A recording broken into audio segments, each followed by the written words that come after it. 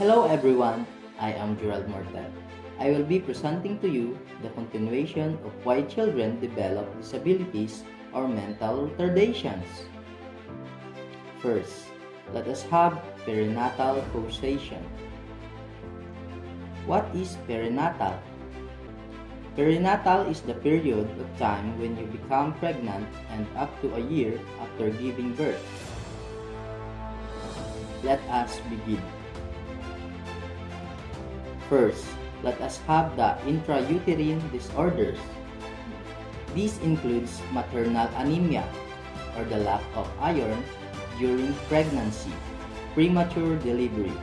This takes place more than 3 weeks before the baby's estimated due date. Abnormal presentation. As you can see in the picture, these are the different abnormal positions of a baby inside the womb. Umbilical cord accidents. For example, the baby is wrapped by the umbilical cord or the umbilical cord is restricted and the baby does not receive enough oxygen. Multiple gestation or multiple pregnancy. Why mental retardation still may occur because of these conditions, improvements in fetal monitoring and the subsequent increase in cesarean births have reduced the likelihood of perinatal causation.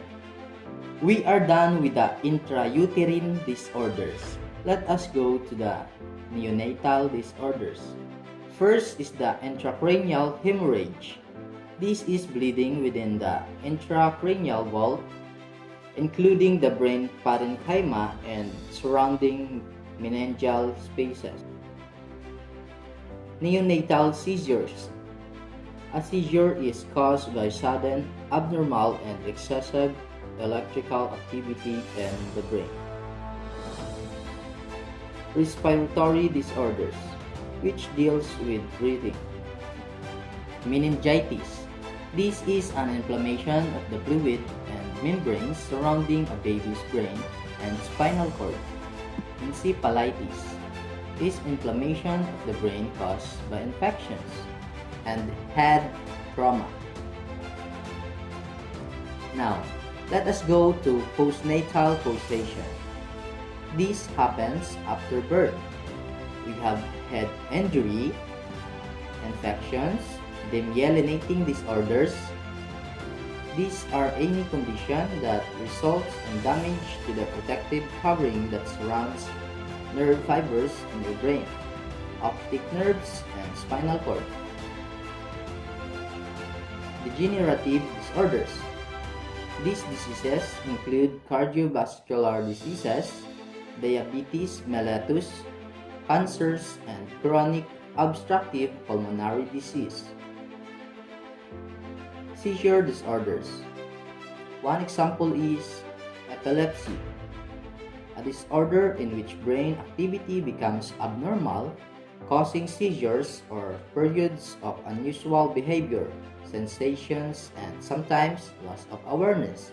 Malnutrition and environment deprivation, like poor quality of interaction between a child and adult. Though accidents, particularly vehicular accidents, are the leading causes of childhood head injuries, the shaken baby syndrome, which is a type of child abuse, when a carrying infant is violently shaken by a frustrated caregiver, can result to head injury. Cultural familial retardation refers to the existence of lowered intelligence of unknown origin associated with a history of mental retardation in one or more family members. Now, let us go to learning behavior and characteristics. They have low academic performance. Let us watch this video of a girl with Down syndrome. 1, 2, good job. 2, good job. 3, good job. 4, 4. Okay, we got cross on number 4. Good job! Good job. You're doing so great. Guys, hold it a little bit. Next one is they have difficulty in attending tasks. Can I say heart? Cover your eyes. You can be a good girl and go get your homework, please. Homework. Homework. What a wonderful. What a wonderful castle. Wait, Autumn. it's in the air. That's not how we act, Autumn. Hey, you open it. Autumn, don't be rude.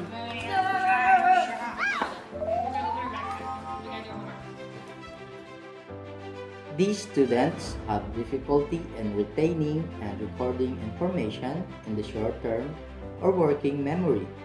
Information encountered a few seconds earlier cannot be recalled. They have difficulty with generalizing as well. The inability to generalize is related to the inability to think abstractly.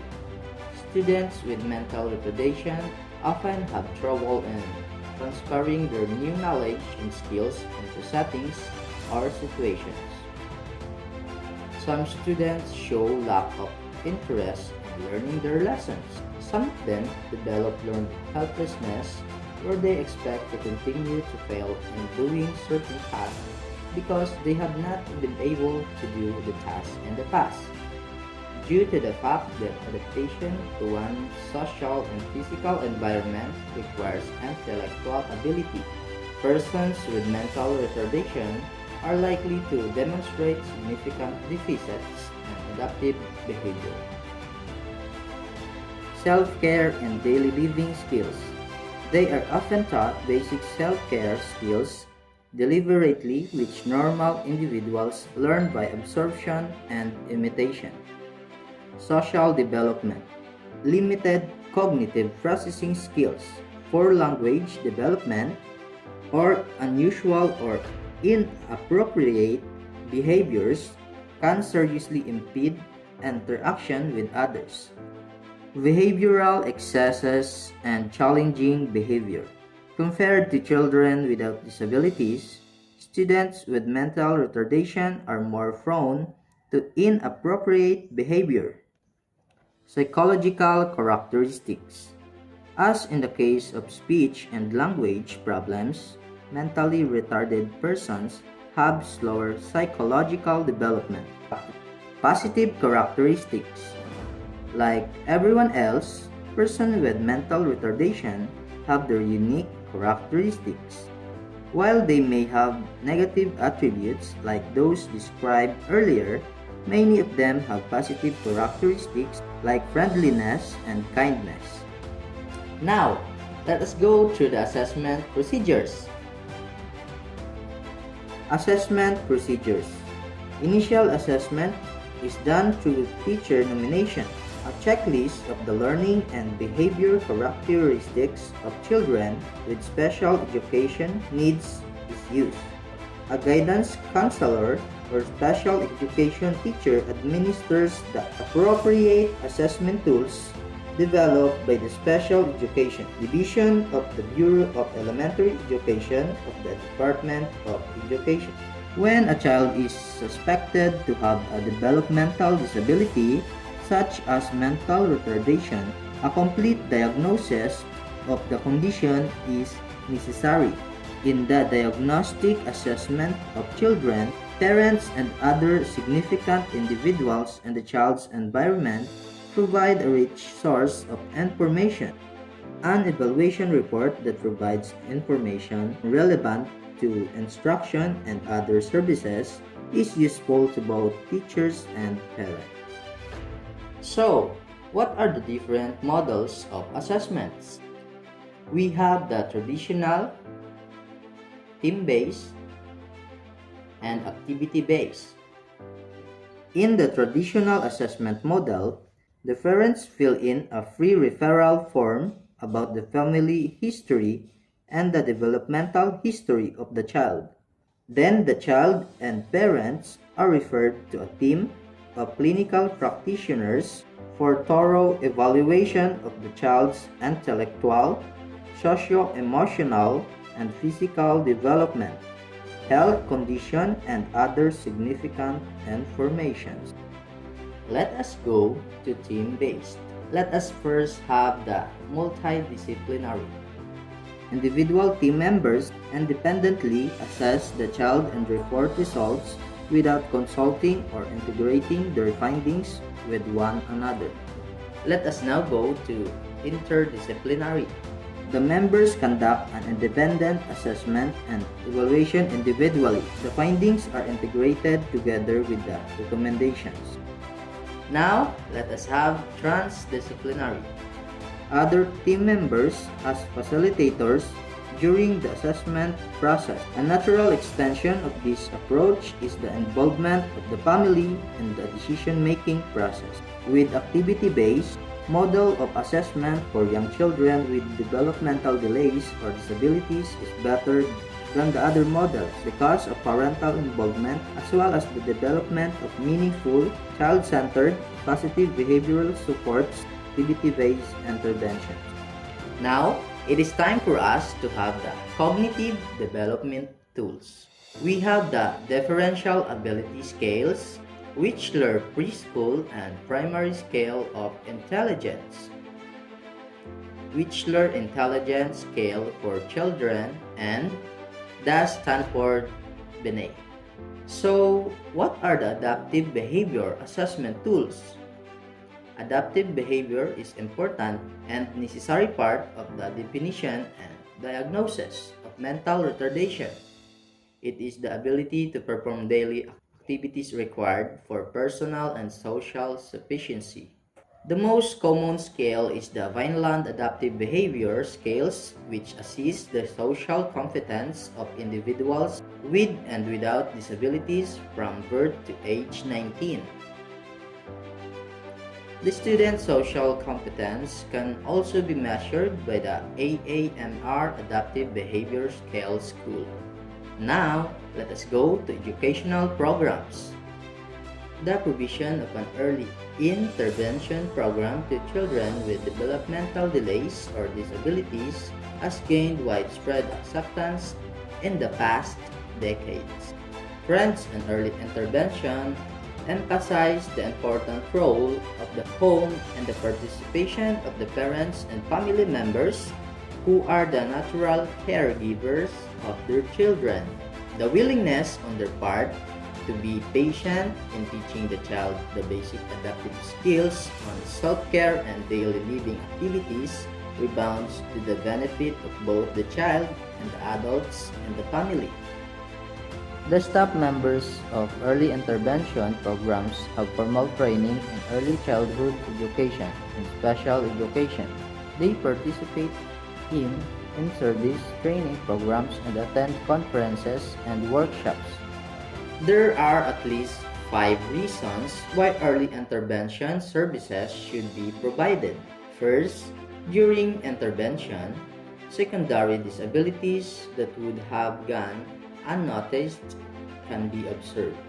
Second, early intervention services prevent the occurrence of secondary disabilities.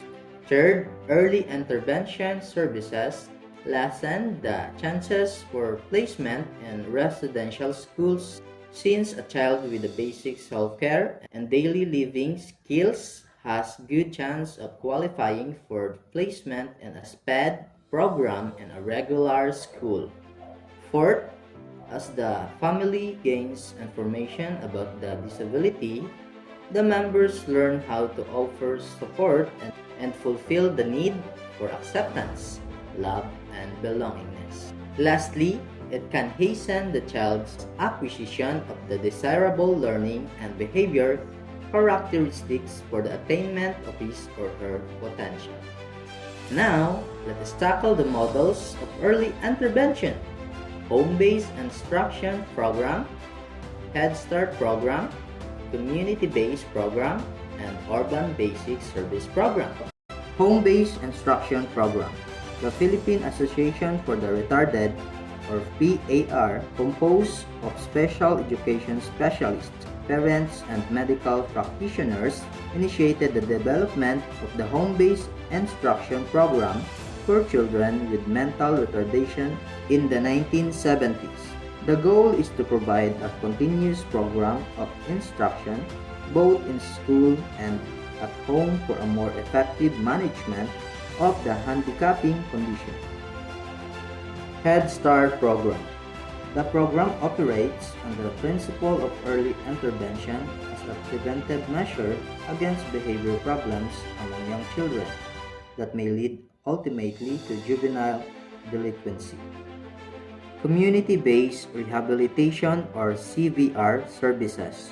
The World Health Organization or WHO defines community-based rehabilitation as measures taken at the community level that use and build on the resources of the community to assist the rehabilitation of those who need assistance, including the disabled and handicapped persons, their families, and their community as a whole.